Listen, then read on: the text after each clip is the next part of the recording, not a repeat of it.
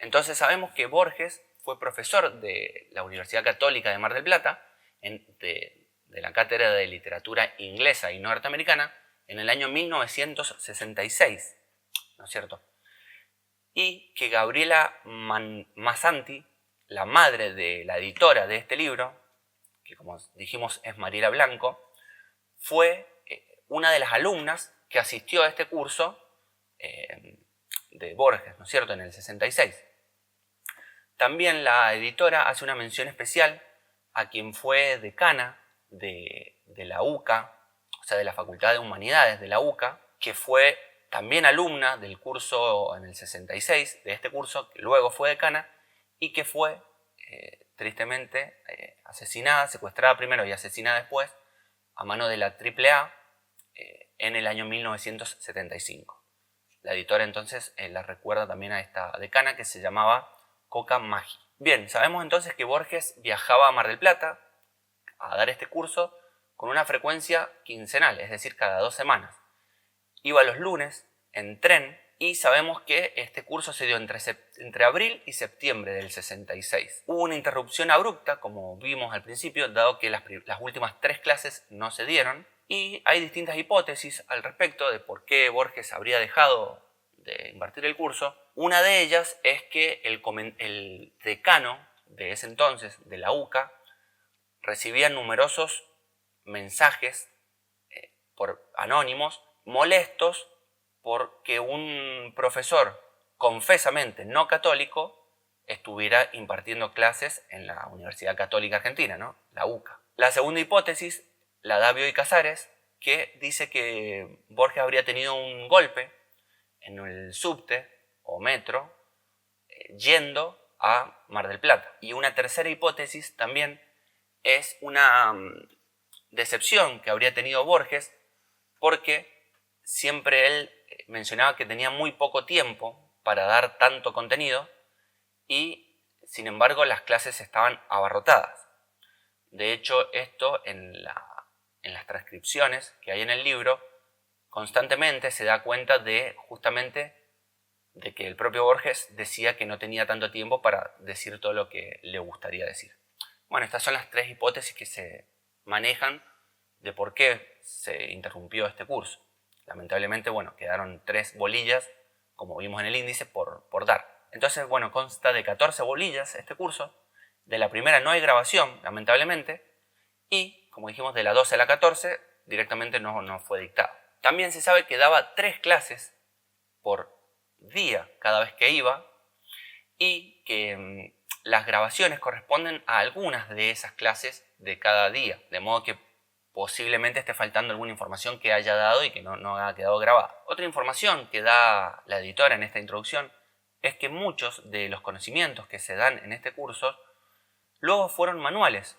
Especialmente se nombran 2, que es el Manual de Literaturas Germánicas Medievales y también la Introducción a la Literatura Inglesa, en donde ambos tuvo colaboración María Esther Vázquez. Con respecto al modo de Borges mismo, dice que las descripciones de las obras son muy minuciosas y que por lo general empiezan con un resumen de la obra que va a abordar y que inmediatamente Borges ponía opiniones propias, metacríticas, sobre el modo de leerlas. Otro asunto que también se cuenta en esta introducción es sobre la labor de traductor de Borges, que dice la autora que es muy valiosa porque lograba transmitir, digamos, la esencia del original. Por ejemplo, en la poesía épica inglesa, Borges traduce ciertas palabras al castellano de Argentina, digamos, con voces o palabras propias de la poesía épica gauchesca argentina. Por ejemplo, hogar lo traduce como querencia, cancha le dice al campo de batalla y leva, por ejemplo, al acto de reclutar soldados en la Inglaterra medieval. También giros muy típicos de la poesía gauchesca, como pasar a cuchillo. Él, digamos, traduce de esta manera ciertas expresiones inglesas de la poesía épica de Inglaterra. Se remarca también que en esta transcripción se ha intentado dejar las marcas de la oralidad del propio Borges, aunque por supuesto La oralidad tiene distintas reglas que, si uno las lee, muchas veces son agramaticales. Sin embargo, se ha intentado dejar todas estas marcas. Otro rasgo que menciona la editora es que en la bolilla 2, al final, se encuentran una serie de preguntas, o sea, de un espacio para las preguntas que Borges habría dado a los alumnos, pero las propias alumnas que hoy recuerdan esto, digamos que traen a la memoria este curso, no recuerdan este episodio, y lo que cabría entonces suponer que se habría dado solamente en las primeras 2 clases, en la bolilla 1 que no hay transcripciones y en la 2 que sí las hay. Y probablemente otra hipótesis puede ser que, dado que no había tanto tiempo, el propio Borges se quejaba de que no tenía tanto tiempo, entonces en las sucesivas clases este espacio para las preguntas se habría perdido. Otra cuestión que dice la editora es que las intertextualidades que menciona Borges no han sido abordadas a fondo en este libro, porque si no sería ir al infinito y excedería, digamos, el espacio de este libro. Además, la autora dice que existen distintas mediaciones, desde el hecho concreto, que fue las clases que dio Borges en el 66, hasta este libro del 2025. Hubo distintas mediaciones, que como son el contexto en sí de la clase, la grabación, la desgrabación luego, el proceso de transcripción, el paso del tiempo, la memoria y la recolección de testimonios. Y por último, la editora, Mariela Blanco, dice que este trabajo contribuye a rescatar la obra del Borges oral y que merece ser estudiada también como parte de la obra completa de Borges. En esta ocasión vamos a continuar con este libro, este curso de literatura inglesa y norteamericana de Jorge Luis Borges, y vamos a ir ya a la bolilla 2, que trata, como dijimos en el video de introducción de este curso, esta bolilla trata sobre la poesía cristiana y las elegías, distintas elegías. Y bien, esta clase comienza sobre la balada de Maldon, que fue un poema compuesto a fines del siglo X y cuyo tema Borges se basa para hacer una poesía propia titulada 991 AD, que sería el año en donde ocurrió esta batalla, ¿no es cierto? Y esta poesía está incluida en el libro de Borges, La moneda de hierro, del año 1976.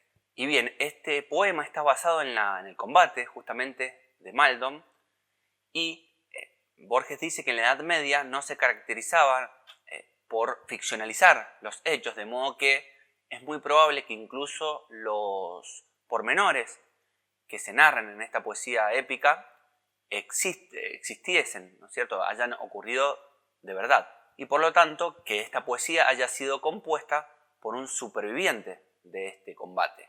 A continuación, Borges resume el contenido de este poema, donde, bueno, se trata básicamente de unos corsarios noruegos que llegan a la costa este de Inglaterra, la costa de Essex.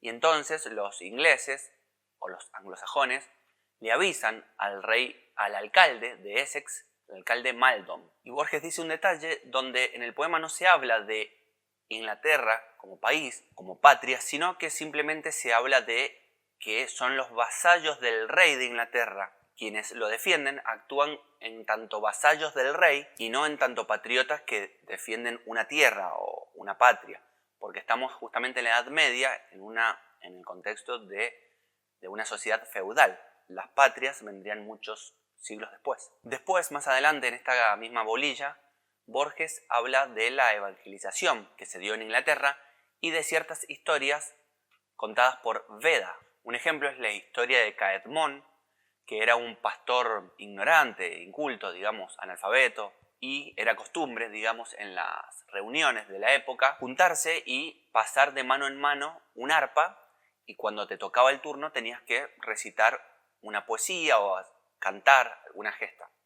Entonces Caedmon, ante el pánico, porque él era ignorante y no sabía recitar, huye antes de que le toque su turno y se va a dormir al establo donde están los animales. Entonces, en ese momento, la historia dice que Caedmon tiene un sueño en donde se le presenta una imagen resplandeciente que le dice que cante. Entonces, acto seguido, Cadmon le dice que él no sabe recitar ni cantar, y a continuación este ángel o esta imagen le ordena que lo haga, le ordena que cante la creación del mundo. Entonces, luego cuando se despierta, Cadmon va y le recita a la abadesa lo que había soñado. Más adelante, el propio Cadmon llegó a versificar gran parte del Antiguo Testamento, y Cadmon entonces sería considerado el primer poeta anglosajón, gracias a un don divino. Más adelante, Borges habla de la poesía cristiana anglosajona y de un poema titulado The Vision o The Dream, y Borges explica que estos conceptos de sueño y visión se confundían en la Edad Media, que eran la misma cosa, de modo que por eso en la actualidad nos ha llegado con ambas traducciones. El autor de este poema se ignora, pero él mismo trata sobre un árbol resplandeciente que habla, el árbol, sobre la existencia de un todopoderoso que habría venido para salvar a la humanidad y que sube a una cruz donde es martirizado, y que la misma cruz, también personificado, ¿no?, pediría disculpas, querría pedir perdón, digamos. También Borges dice que el sentimiento por la naturaleza, que es algo que se dice que es propio de los románticos, no habría sido origen o rasgo inicial, digamos, o inventado por los románticos, sino que ya existía mucho antes, justamente en los pueblos anglosajones, especialmente de los lugares desiertos. Esta naturaleza ligada a la soledad, a la extrema soledad, y a una naturaleza totalmente desierta, ¿no? También dice Borges que otros sentimientos típicamente ingleses, ya no tanto anglosajones, sino ingleses, son la soledad y el sentimiento de la lealtad y del sentimiento del mal. Más adelante en este curso Borges habla del poema titulado El navegante, y que sería como un poema con un tono de queja por las duras condiciones de los navegantes que pasan frío y soledad extremos, y a su vez hay como cierta idealización de la navegación y cierto enaltecimiento del mar, y entonces habría también como una suerte de mezcla entre una esperanza con cierto grado de angustia por el navegar, por el rigor que tiene el mar y la navegación. Y según Borges, este sería uno de los poemas más hermosos de la poesía anglosajona. Luego Borges menciona otro poema que dice que es muy parecido también, titulado El vagabundo, y también menciona otro titulado La ruina. Este último, La ruina, trata sobre ruinas romanas y aguas termales, y dice que el anglosajón se admiraba por toda construcción, toda arquitectura romana. También dice que este poema es de muy difícil traducción, tanto a las lenguas latinas como incluso al inglés moderno, dado que está plagado de palabras compuestas que luego se perdieron en el inglés, y que acaso podría ser traducido quizás al alemán o a las lenguas escandinavas, que conservan muchas palabras compuestas. Más adelante Borges habla sobre la prosa anglosajona y dice que era mucho más directa, con muy pocas palabras compuestas, muy sencilla, y que incluso se podría pensar que el propio anglosajón era una persona muy simple, incluso de bajo raciocinio o de bajo intelecto. Y además de esta simpleza, se caracteriza como rasgo literario en la repetición. Se dice lo mismo dos veces de manera muy próxima entre sí, y Borges da varios ejemplos de esto. Entonces Borges contrasta esta dificultad para el razonamiento del anglosajón y su exacerbado sentimiento. Borges dice que sí era muy sentimental el inglés o el anglosajón, y recalca dos sentimientos fundamentales: la soledad, como dije antes, y también el sentimiento de lealtad y de valentía en la guerra. Borges dice también que quizás la literatura sea el arte más representativa de Inglaterra. Y a continuación habla de la dificultad que tenían los ingleses para comunicarse, para el diálogo, muy distinto de nosotros, los argentinos, incluso también de los españoles y de los italianos. En cambio, los ingleses eran muy reservados en la comunicación y en el diálogo. Y como anécdota, Borges cuenta una amistad que tuvo con un inglés que durante 5 años se frecuentaron y recién al 5.º año se vino a enterar, luego de un diálogo muy a propósito, es decir, que venía al caso lo que contó el inglés, se vino a enterar entonces que este inglés fue un veterano de la Gran Guerra, de la Primera Guerra Mundial. Y dice que si esto hubiese sido el caso de un argentino, sería casi lo primero que nos enteraríamos. En cambio no, en este amigo inglés, muy reservado, recién se entera después de 5 años de conocerlo y en una conversación muy a propósito. De modo que Borges llega a aseverar, casi de modo hiperbólico podemos decir, que la poesía es el único medio de comunicación de los ingleses, dado que dice que se expresan mucho mejor a través de la poesía que a través de la prosa o del diálogo incluso.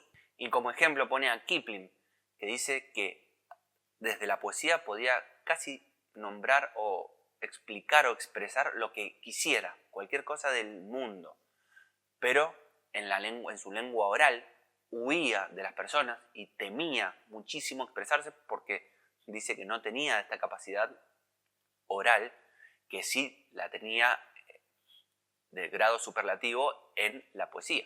Y finalmente esta bolilla 2, que es la primera que tenemos en este libro, dado que la clase 1, como dijimos, no fue transcripta para este curso, trata sobre un poema anglosajón titulado The Grave, traducido como La Sepultura, que fue traducido justamente por Longfellow. Y este poema es una alegoría que Borges explica el concepto de alegoría como una metáfora continuada que tiene como idea central la sepultura como la última morada o habitación del ser humano. Dice Borges también que este poema, por el inglés que tiene, puede haberse compuesto alrededor del siglo XI. Otro rasgo que dice Borges de la poesía anglosajona es la ausencia de los colores, algo muy llamativo, que no suelen aparecer colores en la poesía.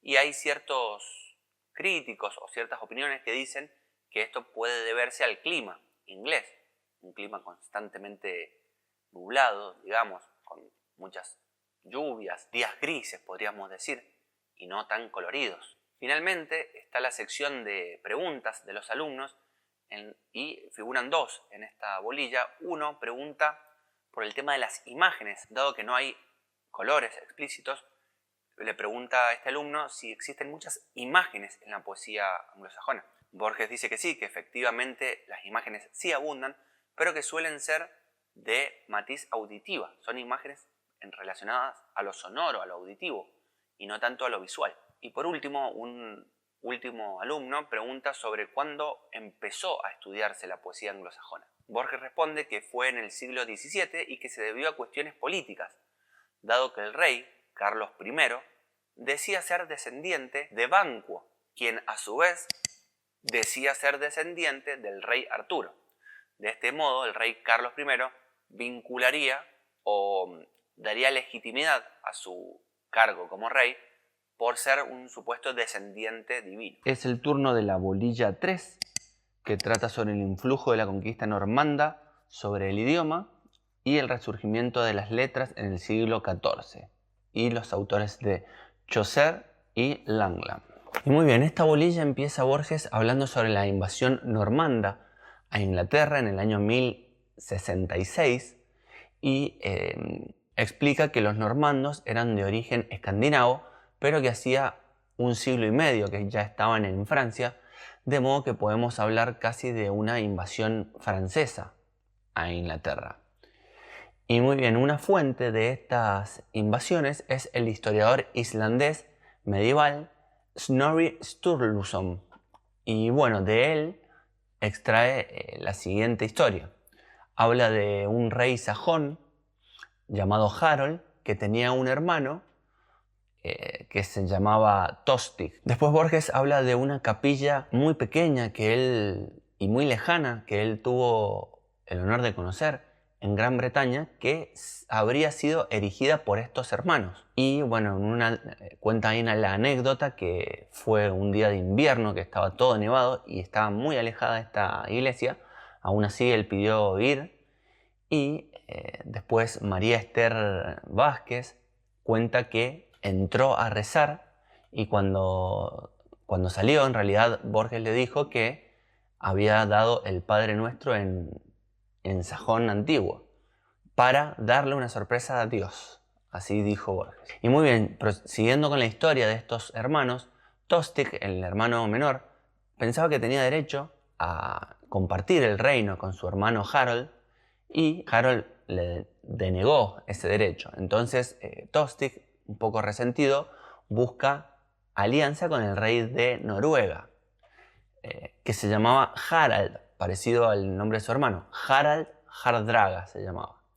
Entonces Tostig, este hermano de Harold, rey de Inglaterra, va con los noruegos entonces a Inglaterra a pedir su derecho de la mitad de las tierras. Entonces ahí Borges describe los pormenores del diálogo entre ambos, digamos, hermanos, y destaca la altivez de este diálogo y bueno, la altura, el respeto de los pormenores del diálogo cuando se presentan las tropas de Tostig aliadas con el rey de Noruega y las de Inglaterra y el rey Harold, su hermano. Entonces, bueno, la batalla la ganan finalmente los sajones y Tostig muere en batalla. Y mientras los sajones están celebrando la victoria, llega un jinete diciendo que el sur de Inglaterra había sido invadida por los normandos. Entonces, bueno, acá empezaría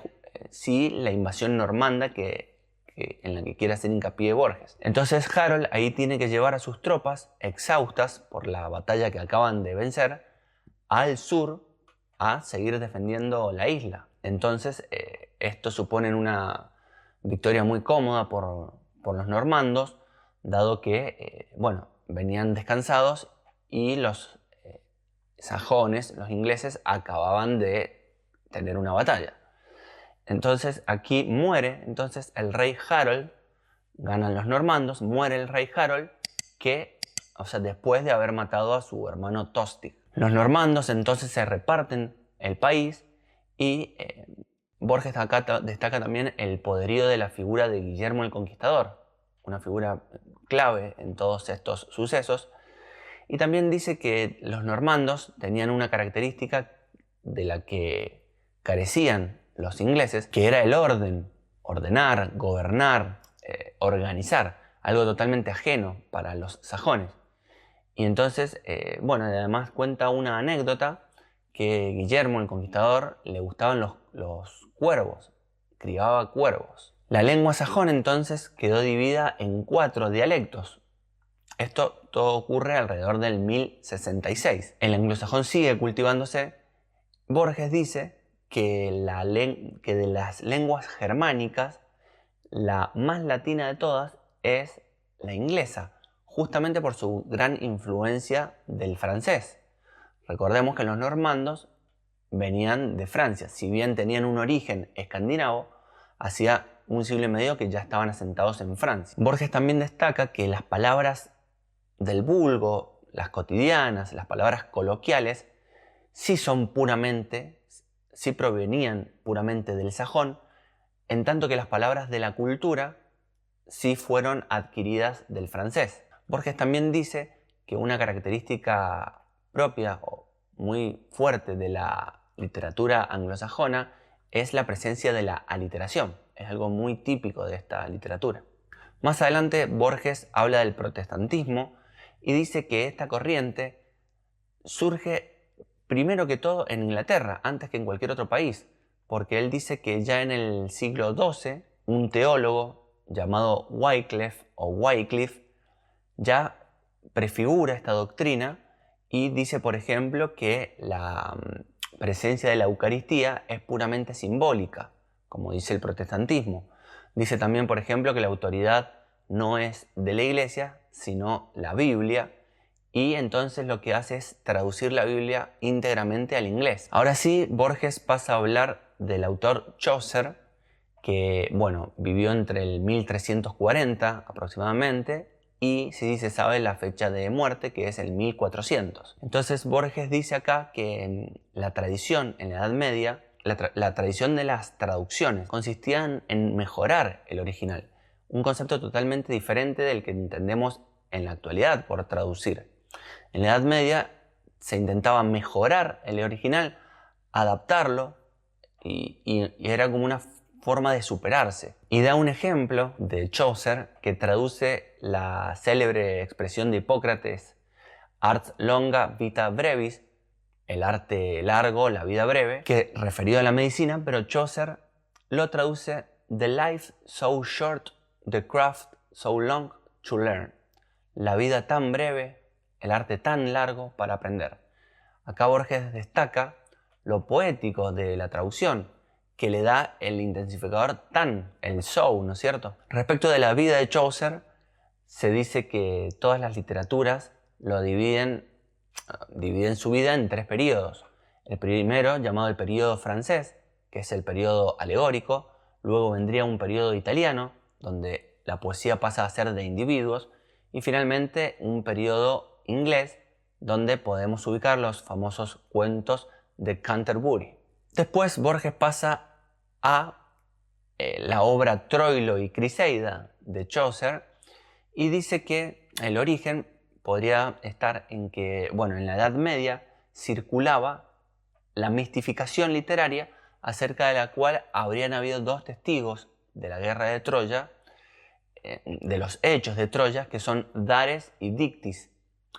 Y entonces uno habría escrito un diario con todos los pormenores de la guerra de Troya. Y bueno, estas obras por supuesto son apócrifas, pero eran muy aceptadas en la Edad Media. Lo cual no quiere decir que necesariamente las creían, pero sí las respetaban, digamos. Y entonces algunos poetas se basaron en estas historias para sus obras.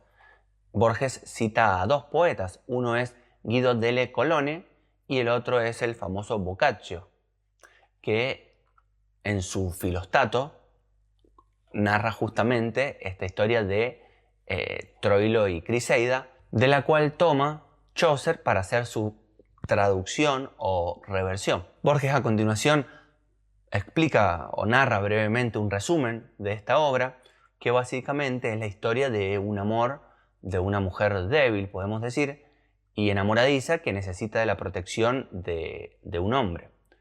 Pasa por la protección de Troilo y de Diomedes, estando estos en bandos opuestos o en bandos enfrentados en la guerra de Troya.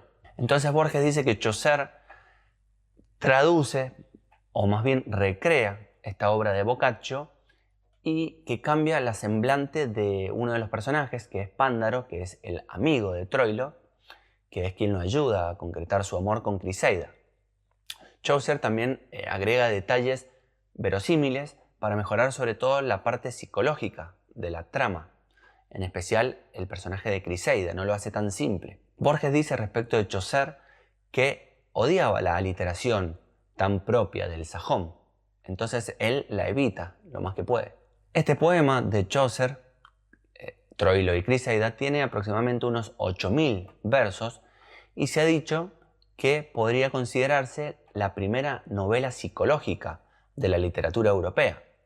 Ya hemos dicho que Chaucer amplía la psicología de los personajes respecto de las versiones un poco más arcaicas que estaban en Boccaccio, por ejemplo. A Chaucer entonces le interesaban menos los hechos, que extrae, como decimos, de Boccaccio, que la caracterización psicológica. Después Borges pasa a los cuentos de Canterbury, que es otra famosa obra de Chaucer que no terminó, justamente quedó inconclusa, y dice que Chaucer tenía material totalmente heterogéneo, como puede ser por ejemplo en Las Mil y Una Noches o el propio Decamerón de Boccaccio, y que encuentra él como marco o como tema del marco la peregrinación, algo que era muy típico en su época. Entonces escribe 23 cuentos con personajes que corresponden a la jerarquía de la sociedad medieval. Hay caballeros, hay escuderos, monjes, hay una abadesa, hay ladrones, hay un cocinero.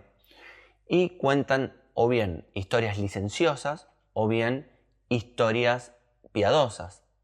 Todo de acuerdo al tipo de personaje que la cuenta. También está el prólogo, que según Borges es lo más importante de esta obra, donde se describe cada uno de los personajes. Y se trata de personajes típicos, casi alegóricos. Chesterton decía que Chaucer inventó un tipo de narración en donde el marco era más importante que la historia enmarcada. Y cada cuento entonces sería como la adjetivación de cada uno de los personajes que narran. Entonces a continuación Borges procede a contar uno de los cuentos que aparecen en esta colección, que bueno, el cuento es el del perdonador o vendedor de indulgencias, que es un cuento que ocurre en Flandes. Bueno, a continuación hace un breve resumen de este cuento y dice que no se ha encontrado el original, pero es casi seguro que no sea Chaucer el inventor, digamos, del cuento, porque casi nada inventó él, sino que se basaba siempre en historias que circulaban en la Inglaterra de la época, ya que, como siempre insiste Borges, en la Edad Media no se usaba esto de inventar nuevas historias. También cuenta otro cuento, muy brevemente, dice un poco también el resumen del mismo, que es el cuento del niño muerto por los judíos. Y por último pasa a un famoso poema de la época titulado Piers Plowman o Pedro el Labrador, cuyo autor sería un tal William Langland. Algunos críticos dicen que son varios autores, también algunos críticos dicen lo mismo, por ejemplo, de los poemas homéricos, pero se cree, digamos, la hipótesis más fuerte es que haya sido verdaderamente este autor y el único en componer este poema. El asunto por el cual dudan algunos críticos es porque el poema está escrito en capítulos independientes, sin sucesión. Y Borges dice que el poeta ha exagerado muchísimo la tradición de la aliteración de la literatura sajona. Y da un ejemplo de un verso que es A field full of folk, un campo lleno de gente. Bueno, ahí la aliteración del fonema f, la F, ¿no es cierto?, es exageradísima, se escucha hasta molesta. A field full of folk. Y bueno, este verso aliterativo, dice Borges, que siempre repite que se conservó mucho en Inglaterra, pero que Chaucer, por ejemplo, rechazaba este tipo de verso, prefiriendo más la rima, que él había cultivado también de autores tanto franceses como italianos. Y bueno, este se trata de un poema alegórico también, donde existen muchas visiones y bueno, personajes, personificaciones también. Por ejemplo está el do well, do better, do best, el obra bien, obra mejor y dobla lo mejor posible. Y finalmente habla de otro poema que es el Sir Gawain y el Caballero Verde, que también estaba escrito en versos aliterados, de modo que esa tradición se ve que persistía incluso llegado hasta el siglo XIV. Ahora es el turno de la bolilla número 4, que habla sobre Tomás Moro y William Shakespeare. Empieza explicando el nombre de Moro, que nosotros lo conocemos como Tomás Moro, siendo que su nombre original es Thomas More. Y bueno, él explica a Borges que Moro nació en el 1478, antes del descubrimiento de América, y que existía la costumbre en ese tiempo de traducir los apellidos. Por eso es que nos han llegado a nosotros apellidos tales como Calvino en vez de Calvin o Lutero en vez de Luther. Bueno, del mismo modo, Tomás Moro en realidad es Thomas More. El apellido More perdura, sin embargo, en Inglaterra. Más adelante habla de la obra Utopía, que es la famosa obra de Tomás Moro, y dice que la palabra proviene del griego y que significa algo que no está en ninguna parte, y que luego de la obra de Moro adquiere el significado actual, esta palabra. También habla de la amistad que tuvo Moro con Erasmo y cuenta una anécdota, acaso apócrifa, dice, en la que cuando entablan una conversación entre ellos, sin saber quién era el otro, inmediatamente uno le dice al otro, sin duda vos tenés que ser Moro. Y Moro le responde, sin duda vos tenés que ser Erasmo, por la erudición que tenían y por la admiración que tenían entre ellos. Borges dice que Moro fue una persona refinada, muy culta, que tenía gusto por la música, la pintura, y que llegó a tener altos cargos en el gobierno, en la corte. Fue tanto juez como canciller. La obra Utopía se escribe en latín originalmente y Borges dice que tiene algunas incorrecciones, es decir, no es el mismo latín que un Virgilio o un Cicerón, dado que se debía más quizás a que era un latín más propio de la oralidad y no tanto de la escritura o como el latín culto clásico. Tomás Moro luego se enemista con el rey y fue condenado por una acusación falsa de coima supuestamente y fue ejecutado más tarde. La obra Utopía se publicó en el 1566 y tuvo como una influencia clara a la República de Platón. Borges dice que si la leemos como novela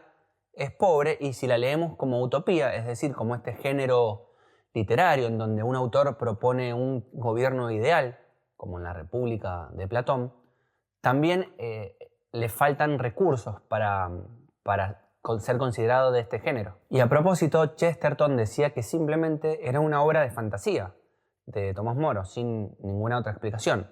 Y hay otra teoría que dice que sí sería un modelo ideal o lo que le hubiera gustado a Tomás Moro que fuera la Inglaterra de su época.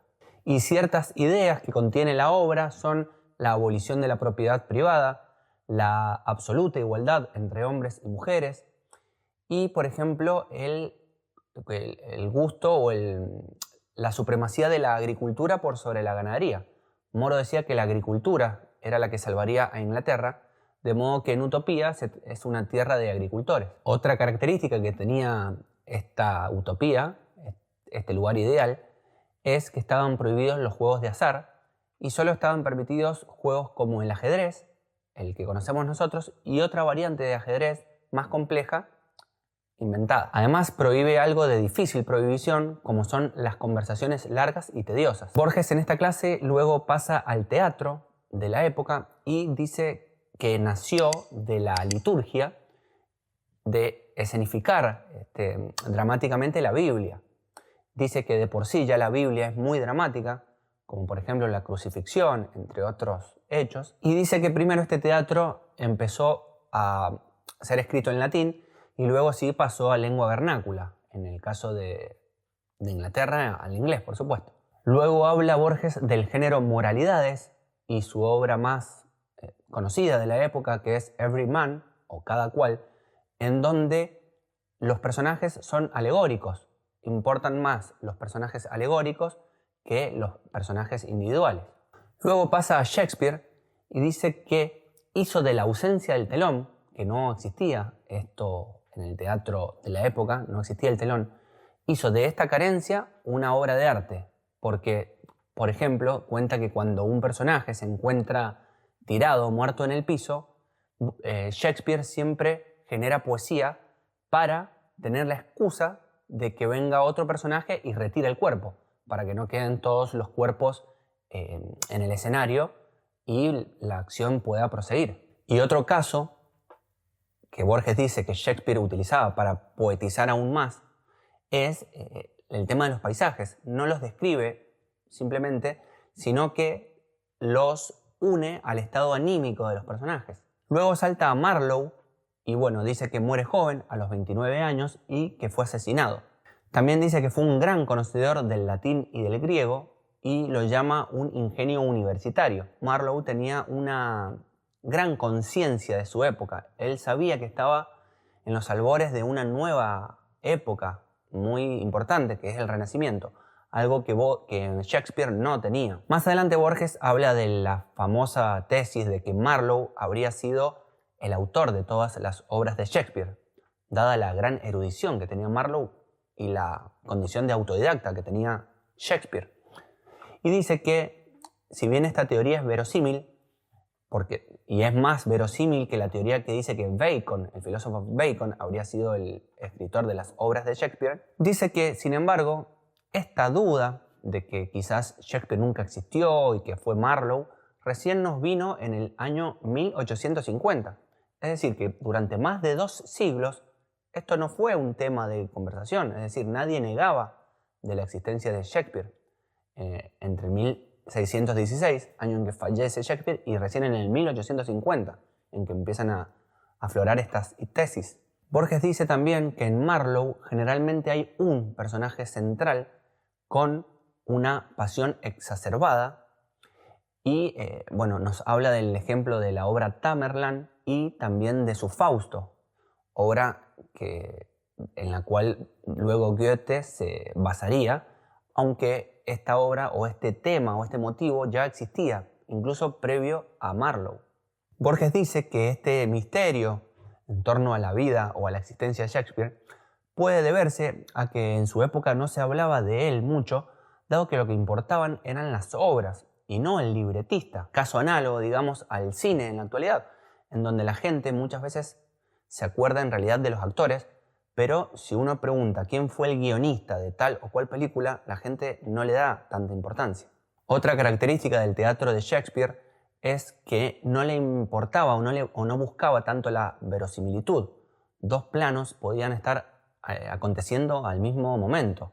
Y Borges dice que es porque en la época el tema del realismo no calaba todavía. El procedimiento de Shakespeare al componer, dice Borges, era tomar un drama cualquiera, preexistente posiblemente, o bien una historia conocida o una cuestión, un acontecimiento histórico. Por ejemplo, Borges dice que quizás agarraba una página de Plutarco, tomaba el tema y además él, Shakespeare, se hacía cargo de protagonizar a los personajes principales de sus obras. Borges luego repite esta idea de que Shakespeare no tenía este sentido histórico tan marcado que sí tenían Marlowe y Bacon, de sentirse parte del Renacimiento, de una época tan importante que estaba empezando, sino que Shakespeare creía más bien que todos los hombres son en esencia iguales. Por eso es que el lenguaje shakespeariano es tan particular. Borges dice también que Shakespeare saca ventaja tanto de los aspectos germánicos cuanto de los aspectos latinos que tiene el inglés. Dice que las palabras sonoras y vastas corresponden al origen latino que tiene el inglés, mientras que las palabras más breves provienen del origen sajón del inglés.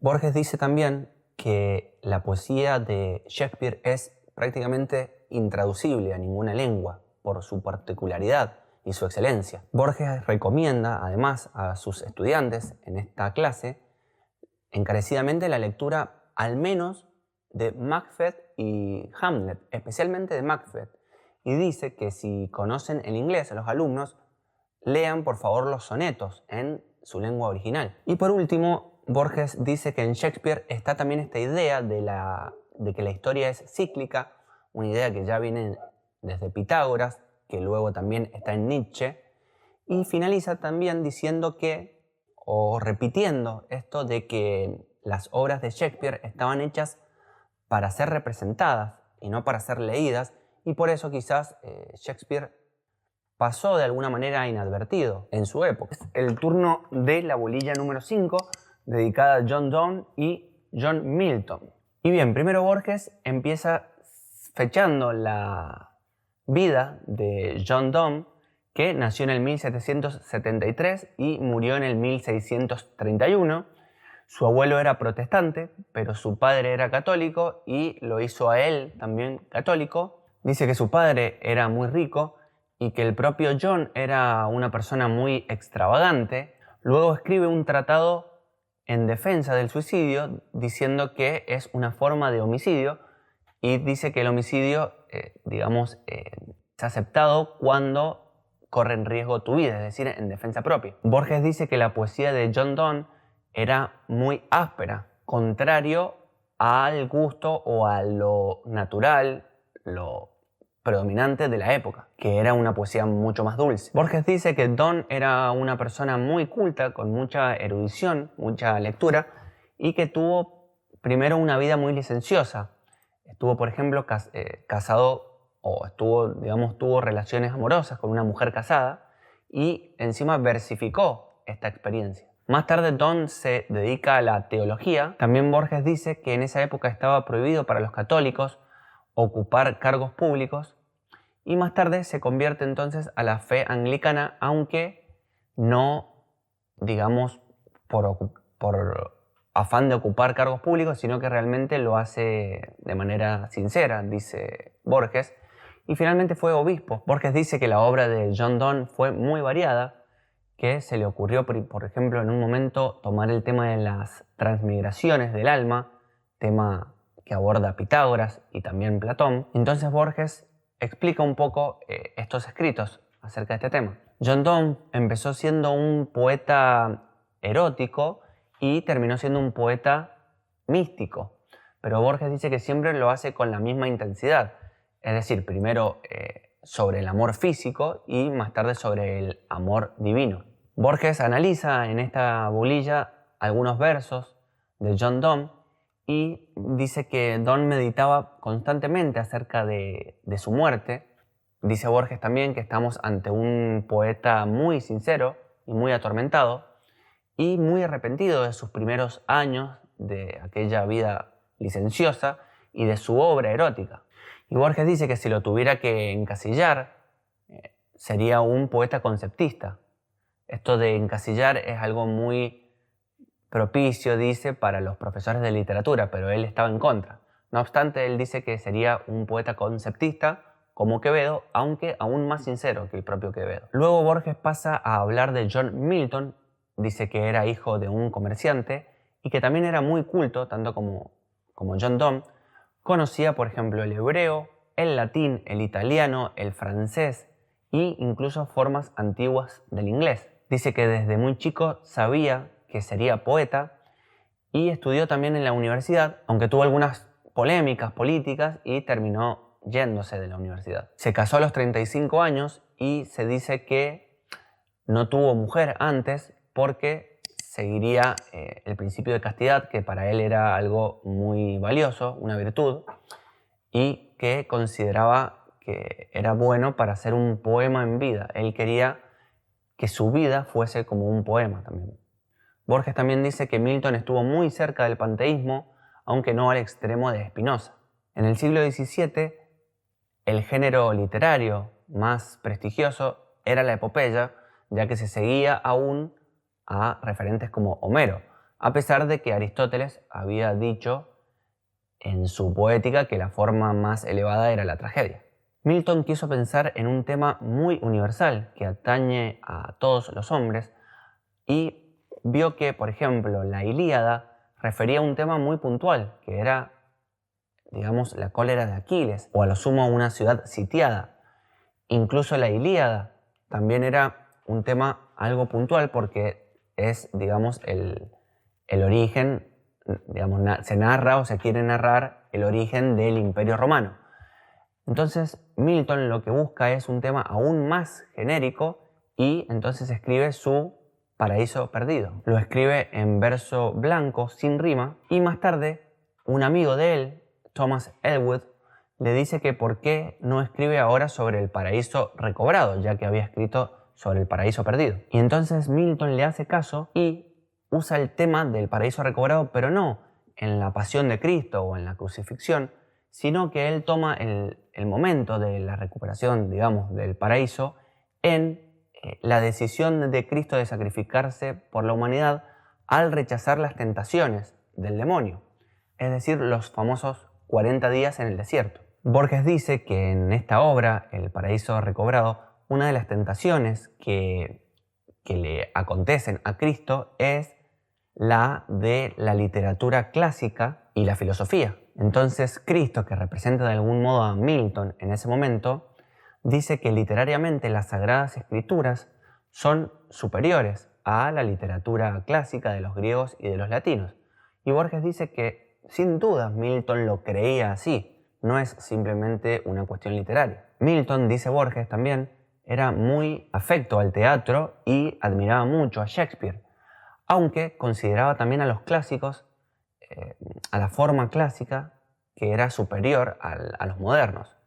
No obstante, ponía por encima de todo a las Sagradas Escrituras. Luego Borges habla del Sansón agonista, o Sansón el luchador, que es una obra que publicó en conjunto con su paraíso recobrado. Y la acción transcurre en el último día de la vida de Sansón, y Borges dice que hay en la vida del propio Milton un paralelismo con Sansón, dado que Sansón fue traicionado por Dalila, condenado a trabajar en la noria y prisionero por los filisteos. En paralelismo con Milton, que fue abandonado por su primera mujer, luego Milton queda ciego, tiene algunas desdichas y es rodeado por enemigos. Por último, Borges habla de los sonetos de Milton, que dice que siguen la forma clásica, la forma italiana.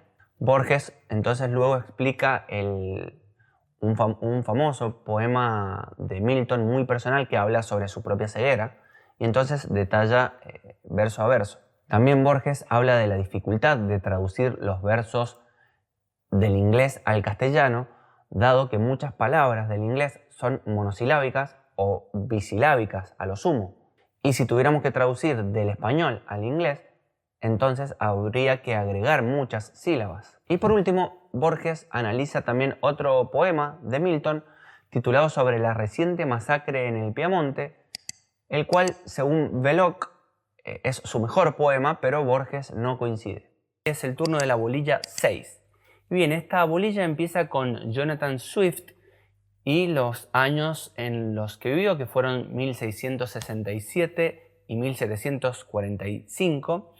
Y Borges dice que tenía Swift una convicción de la degeneración de la humanidad, el famoso mito de las edades, el cual dice que cada generación va degenerándose respecto de la anterior. Bueno, Borges dice que Jonathan Swift seguía este principio, digamos. Entonces esto lo hizo tener una gran adversión por la humanidad. Entonces dice Borges que esta adversión tan fuerte no ha sido igualada jamás después. O sea, nadie tuvo una mayor adversión por la humanidad que Jonathan Swift. Y dice entonces también, mientras vemos a mi gata, que hay una amargura esencial en Jonathan Swift. Luego habla Borges de un cuento famoso titulado A Tale of a Tub, que dice que es una sátira contra el cristianismo. Bueno, dejemos a Sasha que pase por el video para hacerlo un poco más ameno. Pero la menciona muy por encima, después se centra en los viajes de Gulliver, que es la obra más famosa. También dice que Swift era un hombre neurótico, desdichado, y que ensayó la poesía de una manera correcta, prolija, digamos, no se destacó como poeta, pero que lo hizo de manera correcta. Después sí habla de los famosos viajes de Gulliver y Kipling dice, la paradoja, que Swift lo que quiso hacer es un alegato contra el género humano y le terminó saliendo, digamos, o terminó siendo famosa esta obra por ser un libro que le suele encantar a los niños. Ahí la paradoja. Y bueno, luego Borges explica un poco el resumen de este libro, como hace siempre. Él cuenta siempre el argumento, en realidad, más que el resumen de cada obra, y va dando sus opiniones, comentando algunas cuestiones sobre literatura, sobre historia, acerca de los personajes, quiero decir, de los autores, del contexto histórico de los autores, un poco de biografía, y va mezclando. Generalmente salta de un autor a otro, no es muy lineal en sus clases. Por ahí quizás recuerda algo que se le olvidó de un autor que acababa de mencionar y lo retoma. Y bueno, en cuanto a esta obra, Los viajes de Gulliver, como decía, hace una breve explicación de su argumento. Cuenta, bueno, que Gulliver el primer país al que va es el país de los enanos, y dice Borges que acá el objeto es ridiculizar a la humanidad, cuando dice que el rey, por su elevada estatura, siendo que todos eran enanos, y siendo que sabemos que el rey medía 5 pulgadas, mientras que los súbditos medían 4, es decir, 1 pulgada más tenía el rey, y Borges dice, por su elevada estatura, en realidad Swift en la obra dice que por su elevada estatura imponía el respeto por los demás. Entonces acá hay una ironía, digamos, hacia la humanidad, una crítica para ridiculizar a la humanidad. Y bien, luego dice que se va Gulliver de esta isla de los enanos porque no empezó a tener encono y además no podía abastecerse, dado que las raciones de los enanos se las consumía todas Gulliver. Entonces luego se va de Lilliput, que así se llamaba este lugar de los enanos, al país de los gigantes, llamado Brobdingnag.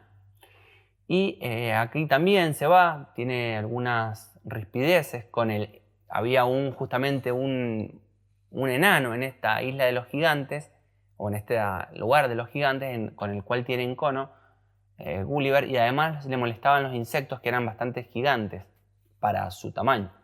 Entonces se va y hace el viaje a una isla voladora llena de científicos que estudian cuestiones cuestiones inútiles, que no sirven para nada. Nuevamente otra crítica a la humanidad. Y finalmente hace el viaje al país de algo así como Hons, que es una onomatopeya que vendría a significar el relincho de los caballos, dado que bueno, ahí habían caballos y eran virtuosos. Estos sí eran seres virtuosos. Y también vivían los Yahoos, que eran básicamente humanos, y estos eran los peores de todos. Tenían todos los vicios que podemos encontrar en la humanidad, los tenían los Yahoos. De modo que, bueno, justamente sigue entonces Swift haciendo una sátira, una crítica feroz hacia la humanidad. Y bien, luego pasa Borges en esta clase a hablar de Samuel Johnson. Dice que fue hijo de un librero muy famoso y muy culto, sumamente culto. Entonces, Johnson es un ávido lector, se la pasaba leyendo en la librería de su padre y se formó más ahí que en la propia escuela. Entonces, luego Borges dice que el gran trabajo o la obra monumental por la que es conocido Johnson fue un diccionario de la lengua inglesa. Él quería fijar el lenguaje con este diccionario. Todavía no estaba del todo asentada la lengua inglesa y él, bueno, quería hacer un diccionario de la lengua inglesa.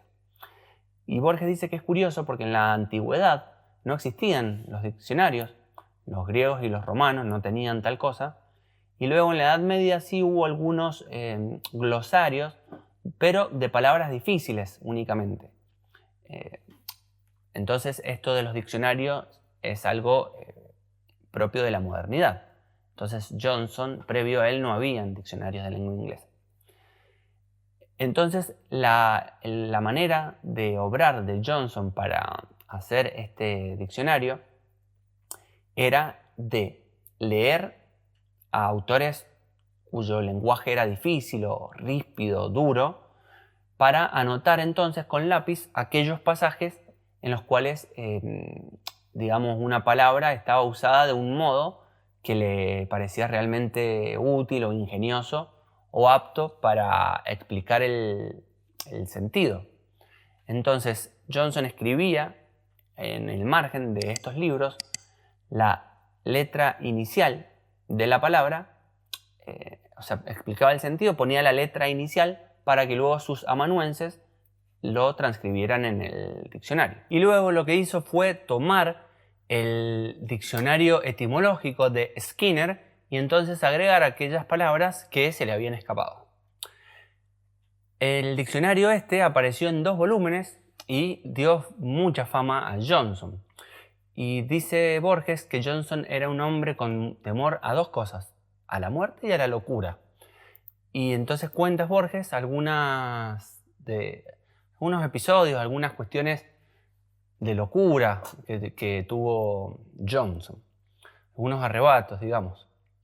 Luego pasa en esta lección a hablar de James Boswell, que lo define como un joven aristócrata escocés, y que quiso ser amigo de Rousseau, quiso ser amigo de Voltaire, que nunca tuvo éxito. Es como que se quería acercar a los grandes personajes de la época sin un mayor éxito.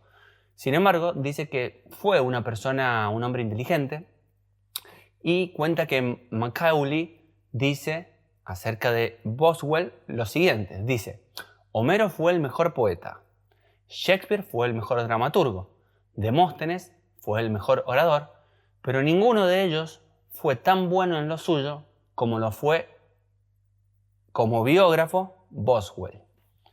Entonces, Boswell, lo que se conoce es una biografía que hace justamente de Johnson, el autor que acabamos de ver antes, y algunos dicen que podrían haber algunas similitudes con las famosas conversaciones de Eckermann con Goethe, pero Borges dice que no, porque Eckermann cuenta con reverencia lo que dice Borges, mientras que Boswell lo que hace es casi una comedia, incluso satiriza a Johnson en su obra.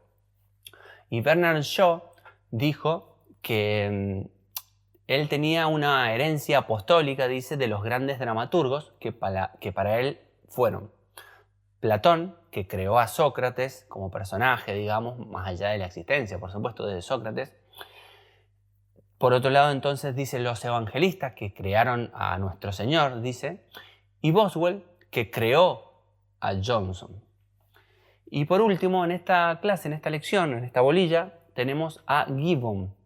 Borges dice que era de familia protestante, un gran prosista del siglo XVIII en Inglaterra, y que luego se convierte al catolicismo. No obstante, gran parte de su obra es una feroz crítica al cristianismo. Y bueno, dominaba también, como todos los autores que he mencionado, que eran muy cultos, Gibbon dominaba el latín y el griego, y dice que fue influenciado por el estilo de Johnson. Ambos fueron grandilocuentes, y la narración en Gibbon, dice Borges, que es lenta, pero que después, cuando lo lees, te das cuenta de que esa lentitud es por algo, de que tiene algo que contar, de que tiene un sentido de que sea así. Dice que es un autor al cual hay que leer sus ironías entre líneas. Es muy irónico, pero entre líneas, no lo hace tan ostensible. Y por último, Borges dice que Gibbon probablemente tampoco pensaba tan bien de la humanidad. Es el turno de la bolilla 7, que trata sobre el romanticismo. Y bueno, Borges dice que el romanticismo en realidad surge antes que en Alemania, en Escocia. Dice que en ninguna otra parte surge antes que en Escocia.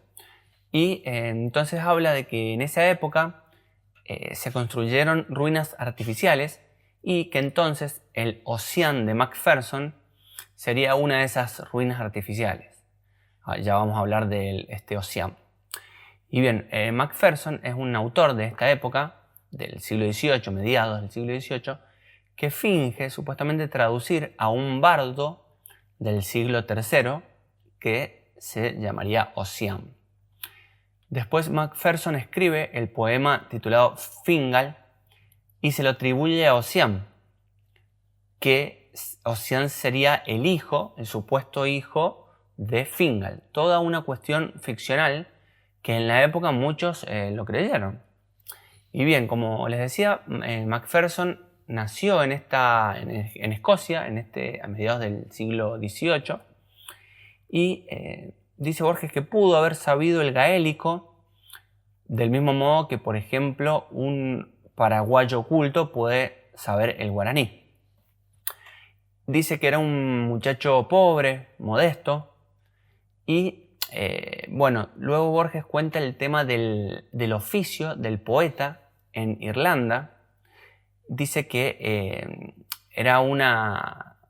se exigían muchas pruebas muy duras y muy estrictas que conllevaban, digamos, a un prestigio impresionante una vez que el poeta superaba esa especie de academia de poesía, y entonces conseguían, como les digo, un prestigio muy alto. Incluso tenían derecho, una vez que se graduaban, digamos, de esto, a ser mantenidos por el Estado.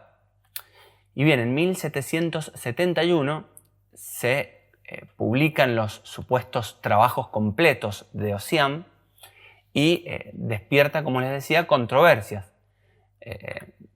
Sobre todo porque a los ingleses les molestaba o les parecía raro que un escocés, que haya existido, digamos, un poeta épico escocés, porque para ellos el escocés era una persona rústica, digamos. Entonces les parecía raro que hubiera existido una epopeya escocesa del siglo III, a la que Macpherson hubiera traducido en este siglo XVIII. Pero bueno, se sabe en realidad que fue él, fue el propio Macpherson el creador de esta epopeya. Y entonces en el resto de Europa no les interesaba tanto el tema de la autenticidad, de si la había escrito Macpherson, de si había existido ese tal Ossian en el siglo III, sino que simplemente veían al poema en sí y veían algo nuevo, algo interesante, algo digno de ser estudiado. Borges, por ejemplo, recuerda en el Werther que existen algunos pocos fragmentos del Ossian que, bueno, probablemente hayan sido traducidos del inglés al alemán, por supuesto. Y luego, entonces, habla Borges de que Macpherson lo que quiso hacer con este poema es darle es como que se sacrifica por su patria, por darle una historia alta, elevada, a su patria. Se me ocurre algo similar a lo que quiso hacer Virgilio con su Eneida, para hacer que Roma tuviera como una ascendencia divina, etc. Bueno, acá Macpherson quiere darle a Escocia este supuesto poema épico del siglo III. Entonces lo que dice Borges es que antepuso la fama propia por la de su patria para darle como les digo, un gran poema épico. Bien, después habla Borges de Wordsworth. Recordemos, esta unidad trata sobre los poetas románticos del siglo XVIII, aproximadamente, finales del siglo XVIII. Entonces pasa a Wordsworth y dice que es autor tanto de los mejores como de los peores versos en lengua inglesa. Sabemos que nace en el norte de Inglaterra y que se hizo amigo de Coleridge, y entre los dos planearon realizar juntos un libro titulado Las baladas líricas, donde Wordsworth se encargaba de la poesía que yace de la vida más cotidiana, de campo, mientras que Coleridge se hacía cargo de lo poético relacionado a lo sobrenatural. Se sabe entonces que la mayoría de los poemas en realidad los compuso Wordsworth. Coleridge era como más perezoso y solamente hizo 2 poemas de esta antología. Después se reedita, porque bueno, esta obra es publicada en el 1798 y de manera anónima, y 2 años después ya se reedita con los nombres, pero Wordsworth le agrega un prólogo. Y Borges analiza este prólogo y podemos decir que se considera que es básicamente un prólogo de crítica literaria. Incluso ese prólogo se considera o puede considerarse como un manifiesto del romanticismo inglés. Como les decía, fue en 1800 esto. Wordsworth en ese prólogo dice, entre otras cosas, que más que los temas, lo que importan son las emociones. Bien, después Borges habla de un supuesto sueño que habría tenido Wordsworth y que para él en realidad fue una invención. No fue un sueño porque está como demasiado bien diagramado. Sin embargo, Borges dice que Wordsworth decía tener visiones, tenía cierta locura, y entonces cuenta una en particular, que es cuando venía de vuelta, pasaba de vuelta de su casa, por las ruinas famosas de Stonehenge, en Escocia, y supuestamente Wordsworth habría visto ahí los sacrificios que realizaban los druidas muchos siglos atrás. De modo entonces que Borges dice que era un hombre particular, extraño, Wordsworth. Bien, después pasa un poco a hablar de Coleridge. Como les decía en el video anterior, Borges en realidad va y viene, no es que habla solo de un autor y después de otro. Pero bueno, Coleridge, por ejemplo, ya lo nombró y ahora vuelve a decir, por ejemplo, dice que junto a Carlyle fue quien reveló la poesía y la filosofía alemana a los ingleses, a Inglaterra. Y dice que incluso recobró el sentimiento sajón que tenía Inglaterra, porque dice que se había casi olvidado Inglaterra de su origen sajón, y Coleridge entonces le devolvió esa reminiscencia. Además, más tarde los ingleses, junto con los alemanes, combatieron, fueron compañeros de armas en Waterloo contra Francia. Y bueno, Coleridge y Wordsworth leyeron mucho a los románticos alemanes, especialmente a Schelling y Fichte. Y también Coleridge tradujo a Schiller, un gran dramaturgo alemán. Luego Borges habla de un poema en concreto de Coleridge que vendría a ser como una especie de divina comedia. Luego también analiza otro poema. No me detengo en los análisis de cada uno de los poemas porque si no los videos durarían mucho y la idea es que ustedes lean este libro en lo posible. Y entonces de este otro poema dice Borges que en realidad es intraducible por el extraño argumento que tiene y además por la musicalidad admirable que tenía Coleridge y este poema. Por último, Borges dice que Coleridge fue un gran lector de Spinoza, que era panteísta, y dice que Coleridge aplica ese panteísmo a Shakespeare, porque dice que Shakespeare puede ser concebido como una sustancia plástica que, digamos, es capaz de adoptar cualquier forma. Así lo describe Coleridge. Es el turno de la bolilla número 8, que habla sobre William Blake, Thomas Carlyle y también de Charles Dickens. Y bien, el libro empieza hablando sobre William Blake. Dice que descendía de los cátaros, que serían algo así como el origen de los gnósticos. También dice que tuvo muchas visiones que influyeron en su literatura. Bueno, dice que nace en 1757 y que es muy influenciado por la época y la publicación del Ocean de Macpherson que vimos en la bolilla pasada. Dice también Borges que el problema central de los gnósticos era conciliar el concepto de un Dios justo con la, digamos, irrefutable existencia del mal. Después habla también del más famoso de los poemas de Blake, Tiger Tiger, y también dice que Blake creó una confusa teología poblada de divinidades con nombres extraños. Más adelante Borges habla de la ética de Blake y que dice que prefigura la de Nietzsche y al psicoanálisis también, que es anterior a estos dos, digamos. Y dice que Blake creía que los sentidos no nos descubren el mundo, sino que todo lo contrario, más bien nos lo ocultan.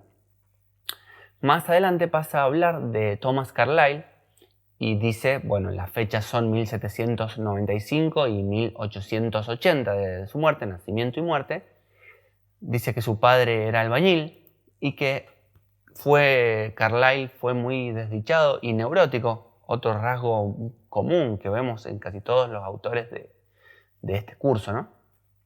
Dice que parece haber tenido también una revelación en Edimburgo y que de este suceso habría escrito su Sartor Resartus, algo así como Sastre Remendado, la obra más famosa de Carlyle. Y bien, dice que también Carlyle escribió una vida sobre Schiller que fue muy alabada por el propio Goethe, quien a su vez dijo que los propios ingleses interpretaban mejor a los alemanes que los alemanes mismos. Carlyle fue muy admirador de Goethe también. Y tradujo, por ejemplo, Los años de aprendizaje de Meister, la obra de Goethe. Y bueno, Borges dice que para Carlyle la democracia era casi como un error y admiró a los grandes hombres violentos de la historia, como por ejemplo Guillermo el Conquistador, y también apoyó a Bismarck en la guerra franco-prusiana. También otra cuestión un tanto oscura de Carlyle fue que apoyó la esclavitud y incluso escribió un artículo titulado Shooting Niagara donde se explica una tradición que era construir un barril muy fuerte y introducir dentro un hombre o dos y lanzarlo por las cataratas del Niágara. Algunos podían sobrevivir, pero muchos no. Entonces él usaba esta cuestión como analogía con la democracia. Él decía que la democracia era igual de peligrosa que el Shooting Niagara. Entonces estuvo a favor, como les decía, de la esclavitud en Estados Unidos, porque decía él que los negros eran una raza inferior y que siendo esclavos cumplían con su destino. Para Carlyle, la historia de la humanidad dice que es la historia de los grandes hombres y que la democracia no es otra cosa, digamos que nuestra desesperación al no poder dar con los grandes hombres. También Borges dice que bueno, todo esto podría parecer muy hostil, digamos, todo lo que viene hablando sobre Carlyle, pero sin embargo cuando uno lo lee queda realmente embriagado con su estilo. Dice Borges, cuenta una anécdota, que a los 17, cuando Borges tenía 17, consideraba a Carlyle como el único escritor. Según él, el único escritor era Carlyle. Los demás o bien lo querían imitar a él o bien no habían conseguido lo que él sí consiguió. Dice Borges que, bueno, Carlyle tiene pasajes muy poéticos en sus obras. Y por último pasa a Dickens en esta bolilla. Las fechas de vida de Dickens fueron 1812-1870. Y dice que en el inglés antiguo la expresión de Dickens en realidad era un eufemismo para no decir the devil, el diablo. Así que bueno, empieza sobre esta clase sobre Dickens hablando un poquito sobre esta anécdota de su apellido. Y dice Borges que a Dickens le gustaban mucho los apellidos extravagantes. En todas sus obras encontramos muchos ejemplos de esto. Dice Borges también que Dickens escribió novelas muy complicadas y al mismo tiempo confusas, porque a él lo que le interesaban eran los caracteres, es decir, los personajes. Los personajes eran muy desarrollados en todas las obras y hay cientos de personajes. También dice Borges que Dickens tuvo una gran popularidad en su época y algo que Borges le atribuye como descubrimiento o como invención propia de Dickens es el tema de la infancia, de colocar como personajes a niños. Dice que antes no se había explorado, que en la literatura clásica, por ejemplo, o en los libros clásicos, no existe esto de niños protagonistas, que por ejemplo, si vamos al Lazarillo de Tormes, no es tanto un niño lo que vemos, sino casi un hombrecillo, por la descripción, digamos, del personaje. Lo mismo ocurre en el Rinconete y Cortadillo de Cervantes.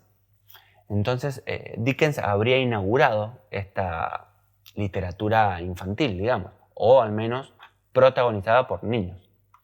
Y bueno, por último, Borges en esta bolilla repite que Dickens fue muy famoso en su tiempo, llegó a hacer mucha fortuna con sus obras, con su fama, y que, repite también Borges, fue inigualable en esto de la creación tan diversa y tan nutrida de personajes. Dice que encontramos cientos de personajes y ninguno se parece al anterior, digamos, ninguno se parece entre sí. En esto dice que Dickens fue realmente un verdadero maestro. Es el turno de la bolilla número 9, que está dedicada a Robert Browning, a Dante Gabriel Rossetti, William Morris y también a Robert Louis Stevenson. Y bien, Borges empieza diciendo que hay dos grandes poetas que marcaron la época victoriana, si es que se puede hablar de una época victoriana, porque dice que fue muy extensa y muy heterogénea. y que esos dos poetas son Browning y Tennyson. Pero que bueno, por la falta de tiempo en el curso no va a hablar de Tennyson y solo hablará de Browning. Bueno, dice que en Browning, la oscuridad es un tema muy presente y que está, digamos, formada por una complejidad psicológica y no tanto por el vocabulario o por la sintaxis como puede ser en otros poetas. De modo que dice que su oscuridad estaría más ligada a un Dostoyevsky, por ejemplo, que a una oscuridad sintáctica, por ejemplo, como en Góngora. Dice que era hijo de un alto funcionario de la burguesía inglesa, de modo que nunca tuvo que ganarse la vida, podríamos decir. Y dice también que sus poemas no se parecen a los de ningún otro poeta, que son muy particulares. Bueno, después Borges analiza varios de sus poemas, como hace siempre en cada clase. Y bueno, después sí pasa a los poetas Dante Gabriel Rossetti y William Morris. Sobre Rossetti dice que tenía 3/4 partes de sangre italiana y 1/4 parte de sangre inglesa. Dice que nunca fue a Italia, pero sin embargo en su casa se manejaban de manera indistinta las dos lenguas, el italiano y el inglés. Después habla de una fundación o una sociedad creada por él que se llamó la Hermandad Prerrafaelita, que era sobre pintura y dice que era en homenaje, digamos, a los pintores anteriores a Rafael, porque ellos admiraban a los anteriores a Rafael, justamente. Y algo que no dije es que Rossetti fue pintor, según Borges, un mal pintor, además de poeta. Según Borges, un excelente poeta. Se casó con una modelo suya de sus cuadros, que, bueno, aparece en casi todos sus cuadros y muere joven esta mujer, y después Rossetti vive solo toda la vida. También dice que el lenguaje de Rossetti era muy literario y no espontáneo, digamos. Luego, bueno, sigue analizando algunos de sus poemas. Bueno, luego habla de William Morris. Dice que nace en el 1828 y muere en 1882. Analiza también algunos de sus poemas y dice que en sus primeros poemas se puede ver una similitud con un García Lorca, por ejemplo, ya que son meramente musicales sus poemas y visuales. Eso sí, en Morris siempre se sitúan en la Edad Media. Dice que después Morris se dedicó a otras cosas, además de la literatura. Por ejemplo, fue fundador del Partido Socialista en Inglaterra y además fue uno de los innovadores de la tipografía en Inglaterra. También dice que creía que los cuentos esenciales de la humanidad ya habían sido creados, que lo único que había que hacer era contarlos de nuevo de otra manera. Por eso es que tomó tantos temas de la tradición greco-latina. Y finalmente, en esta bolilla pasa a Stevenson. Dice que nació en Edimburgo en el 1850, que fue el mismo año en que se fundó la fundación de la Hermandad Prerrafaelita que mencioné antes, y también el mismo año de la muerte de Wordsworth, y murió en el 1894. Dice que como a Kipling lo perjudicó también el hecho de ser tan conocido por un libro, o de haber hecho un libro para niños por el cual es archiconocido, que es La Isla del Tesoro, pero que dice que además de esa obra tiene una obra muy vasta, muy diversa, y fue un gran poeta y un gran prosista, un gran cuentista, las dos cosas. Y dice que La Isla del Tesoro la escribió para distraer a su hijastro, Lloyd Osbourne, sin embargo fue la obra por la cual muchos lo conocen. Después habla un poco de la vida de Stevenson. Dice que se educó en Edimburgo, donde frecuentó la gente más baja, se juntaba con mujeres de la calle, ladrones, asesinos, etc.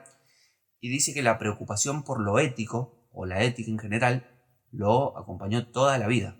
También dice sobre Stevenson que tenía una enorme facilidad para dar con la palabra justa, y dice que el arte del verso, según Stevenson, consiste en despertar la expectativa y satisfacerla, pero según Stevenson, el arte de la prosa es aún más difícil porque consiste en despertar la expectativa para luego defraudarla, pero de un modo en que este haber defraudado no sea menos agradable que haber dicho lo que se esperaba. Es decir, es como defraudarlo, pero o sorprenderlo al lector de una manera más grata de lo que se hubiera esperado. En eso consiste para él la prosa. Y por último, Borges habla del tema de la dualidad en Stevenson. Dice que este tema lo acompañó toda la vida. Y también el tema de la pluralidad del alma humana. También dice que escribió teatro, pero que el teatro en esta época en Inglaterra, mediados del siglo XIX, era un arte subalterno, muy similar al radioteatro, podríamos decir, dice Borges, de su actualidad. Recuerden que estas clases son del 1966. Y que dice que era un teatro casi escrito a propósito, sin erudición, sin cultismo o sin grandes méritos literarios, porque se pensaba que tenía que ser simple para llegar a las grandes masas. Y bueno, como les decía, por último habla de muchos cuentos Borges inspirados en el tema del doble, muchos cuentos de Stevenson inspirados en este tema del doble, y finaliza con el famoso extraño caso del Dr. Jekyll y Mr. Hyde, que dice que se le inspiró en un sueño. Stevenson cuenta que la trama principal se le inspiró un sueño. También dice que hoy leer esta obra no resulta tan atractivo como en su momento, porque ya sabemos de antemano la trama. Sabemos, por ejemplo, que Jekyll y Hyde son una misma persona. Pero en ese momento generó un impacto mucho mayor porque no se sabía este detalle. Es el turno de la penúltima bolilla, la número 10, que trata sobre Bernard Shaw, Kipling y Chesterton. Y bien, empieza Borges diciendo algo que me pareció extraño, que para él, el mayor de ellos fue Bernard Shaw, dice. Pero inmediatamente después dice lo siguiente, dice, pero no querría mostrar ingratitud con personas a las que les debo los mejores momentos de mi vida. Y se refiere por el goce estético que le causó la lectura, entiendo yo, que de los dos restantes, es decir, de Kipling y de Chesterton. Así que bueno, es curioso la manera con la que empieza Borges esta bolilla. Y bien, empieza por Shaw, ¿no es cierto? Y dice que nació en el año 1856. Y dice que lo que más le sorprende de él es que es tan moderno que aún en la actualidad de este curso de Borges, que recordemos es del año 1966, es decir, más de un siglo después, un siglo y 10 años después, sigue siendo moderno y actual. Dice que entonces fue no solo moderno, sino casi un adelantado, porque 110 años después sigue incluso pareciendo moderno. Eso es lo que más le sorprende a Borges sobre Bernard Shaw. Bien, dice que nace en Dublín, que su padre era alcohólico y que su madre era una aficionada a la música. Bernard Shaw llega a Londres entonces desde Dublín y dice que vivió para el pensamiento. Si lo tuviera que resumir de alguna manera, dice que Bernard Shaw vivió para pensar, básicamente. Además, fue socialista y atacó al capitalismo, por supuesto, en tanto socialista, y dice que en cuanto a la fe era panteísta, como Spinoza, es decir, que creen que el espíritu, dice, es algo creador y que luego va abriéndose camino entre la materia, o a través de la materia. Y Bernard Shaw lo que hace es imaginar una fuerza vital de la que emana el universo, como el panteísmo, ¿no? Y también dice Borges que Shaw admiraba a los héroes o a las grandes figuras. Dice que admiró mucho a Julio César, a Cromwell, a Napoleón y también admiró a Stalin cuando fue tan socialista que fue. Y dice que también tenía una gran riqueza en los caracteres de sus personajes y que en eso se asemeja mucho a Dickens. También dice que empezó escribiendo dramas realistas y luego fue netamente fantástica su literatura. Después pasa a Kipling, dice que nace en Bombay, en la India, en el año 1865, pero conforme a la tradición de esa época fue educado en Inglaterra. Dice que, simplificando mucho, algo dice que siempre Borges dice que le gusta a los profesores de literatura, podríamos decir que la obra de Kipling está dividida en dos. La primera estaría dedicada a la geografía o, en términos abstractos, al espacio, y la segunda parte estaría más dedicada a la historia o, en términos abstractos, al tiempo. Bien, entonces dice que cuando llega a Inglaterra encuentra una literatura un tanto pesimista, que puede llamarse literatura del crepúsculo, del cansancio o del tedio, y cuyo mayor exponente en ese momento fue Oscar Wilde. Dice Borges que Kipling decía que los ingleses no tenían conciencia del imperio que habían formado y llamaba a los de Inglaterra, los llamaba los isleños, en contraposición, digamos, con la Inglaterra vasta, que sería la Inglaterra imperial, de la cual formaba parte, por ejemplo, India. Entonces él se enorgullecía de formar parte de esta Inglaterra imperial, vasta, que abarcaba distintas partes del globo. Después habla Borges de un libro que habría inspirado a Don Segundo Sombra, un libro de Kipling. Y este libro es la novela Kim. Bueno, Borges luego explica el argumento de la novela, como hace siempre, hace un resumen de esta novela, y dice que cuando leemos a Kim tenemos la impresión de haber conocido por supuesto, de manera hiperbólica, exagerada, dice Borges, tenemos la impresión de haber conocido a todos los habitantes de la India. Y luego cuenta la anécdota de cuando conoció a Guiraldes, que le dijo Guiraldes a Borges que era un suertudo por poder leer a Kim, la novela Kim, en la lengua original, en inglés. Entonces, bueno, Borges ve un símil con Don Segundo Sombra y Kim, porque dice que hay una descripción de una sociedad a través de las andanzas de los protagonistas. Salvo, por supuesto, dice que el mundo de Kipling es muchísimo más complejo, porque es el mundo de la compleja y antiquísima civilización india. Borges dice sobre Kipling que también fue un admirable poeta. Y finalmente, entonces, habla del último autor de esta bolilla, que es Chesterton. Dice que nace en un barrio lindo, pintoresco de Londres, y que empieza primero por dedicarse al dibujo y a la pintura. Y dice que una de las novedades de Chesterton era el haber usado el ingenio en favor de la fe y no en contra de ella.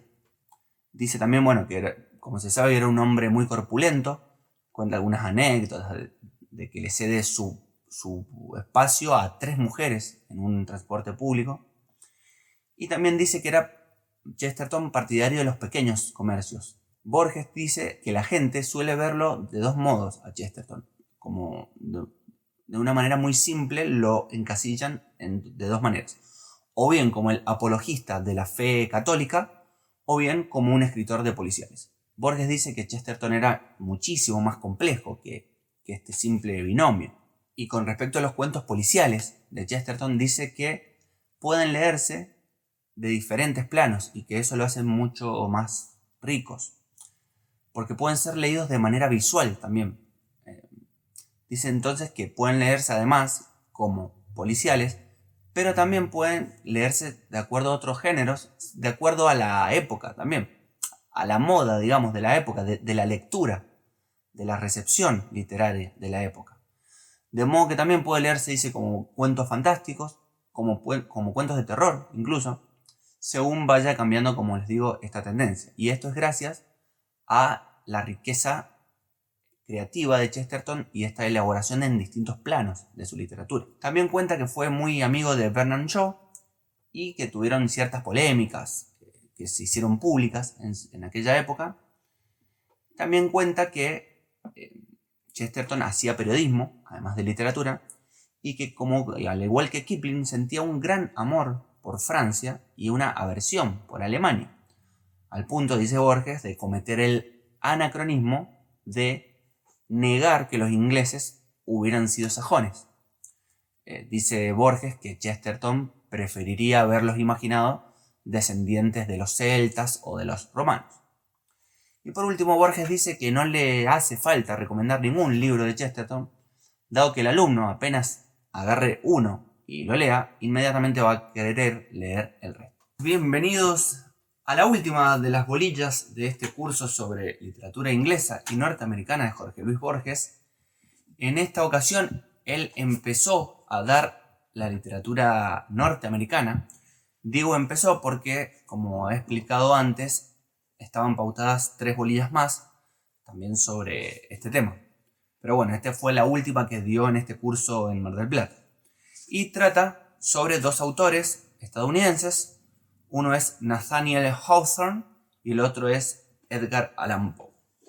Y bien, empieza Borges esta bolilla diciendo que se dará inicio a un nuevo tema, porque dice que aunque la literatura norteamericana y la de las Islas Británicas sean del mismo idioma, sería confundirlas, sería como confundir, por ejemplo, la literatura argentina con la literatura española o la literatura mexicana, por ejemplo. Y bien, como les decía, empieza con Hawthorne, dice que nace en el 1804 y muere en el año 1864, es decir, ya iniciada lo que en el norte llamarían Guerra de Secesión, o en el sur Guerra de los Estados, y en todas partes Guerra Civil, la Guerra Civil de Estados Unidos. Borges dice entonces que fue la mayor de las guerras del siglo XIX, por encima incluso de las guerras napoleónicas, de la guerra franco-prusiana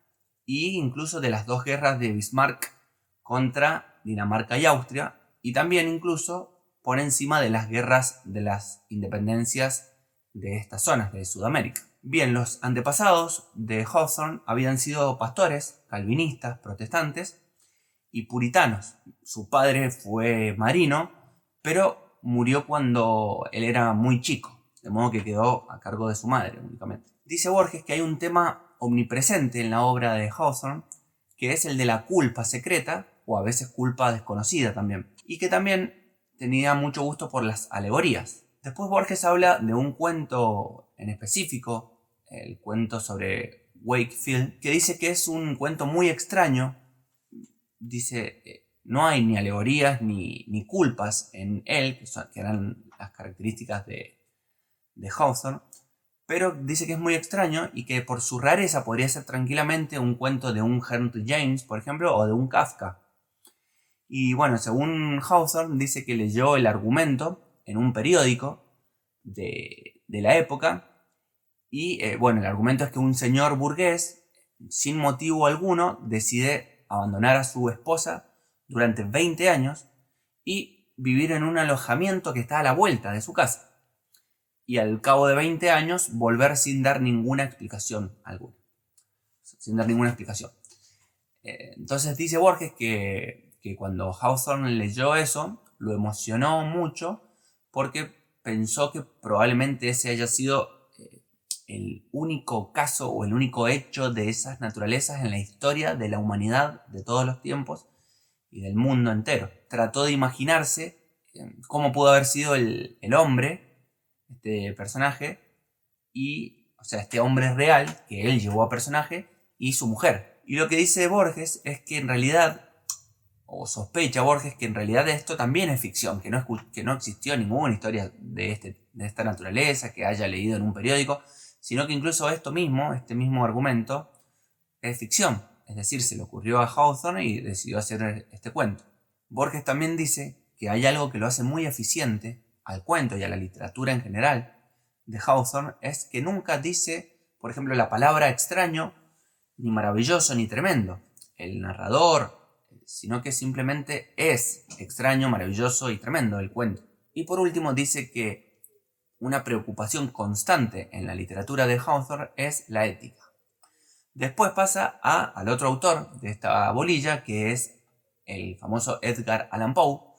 Nació en 1809 y murió en 1849.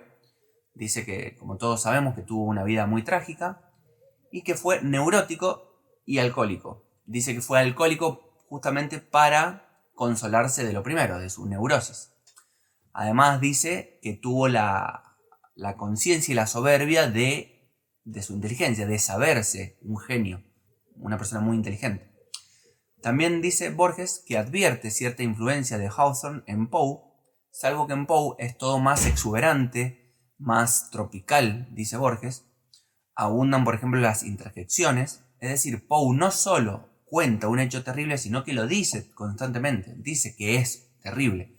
Y que en esto, dice Borges, Hawthorne sería más eficaz, porque no le hace falta decir que el hecho es terrible, sino que simplemente lo narra. Pero Borges dice que la principal diferencia entre estos dos es que Hawthorne utilizaba lo ético como eje argumental, mientras que Poe busca lo estético. Sería uno de los pioneros en esto, y podríamos incluso decir que también sería uno de los pioneros, aunque él no lo diría de esta moda, del famoso arte por el arte. Dice Borges también que a Poe no le interesaban tanto los cuentos, sino más los poemas, a pesar de haber sido mucho más famoso por los primeros que por los segundos. Poe muere no muy conocido y enemistado con casi todo su entorno, y años más tarde, en Francia, Baudelaire sería el que lo hace famoso, digamos, de alguna manera en Europa.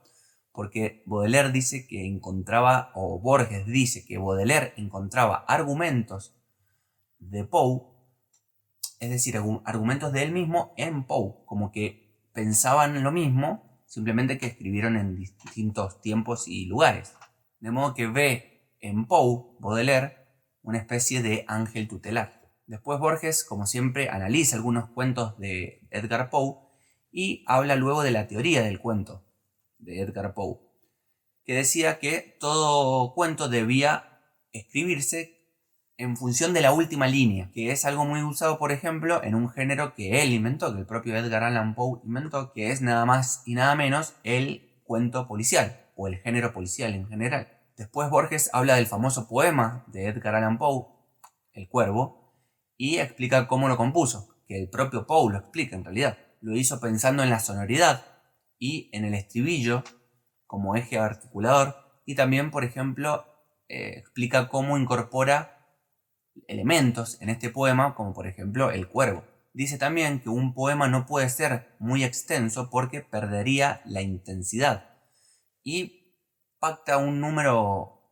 o pone un número fijo de líneas que debe tener un poema, y el número que pone es de 108 líneas. También Poe decía que no hay razón para no ser original, y que entonces, por ese motivo, también utilizó metros o combinaciones de metros que no habían sido utilizados previamente. Luego también Borges dice que está el tema de la mujer hermosa que muere, que es un tema muy frecuente y muy recurrente en Edgar Allan Poe. Y por último, Borges dice que Poe pensaba que el poeta debía estar afuera del poema y ser el director únicamente, y dice que es curioso que él, siendo romántico, tenga esta teoría tan clásica, mientras que, por ejemplo, los clásicos como Platón hablan de una inspiración divina a través de la musa. Y Borges dice que a Poe le hubiera gustado ser así, digamos, racional, pero que en realidad era más sentimental. Borges dice que le gustaba a Poe la idea de que lo vieran como un hombre frío, muy inteligente, y dice Borges que inteligente sin dudas sí lo era, pero que no era frío. Que una persona fría no puede escribir ni poemas, ni tampoco puede escribir los horrores o los cuentos cargados de horror que existen en Poe.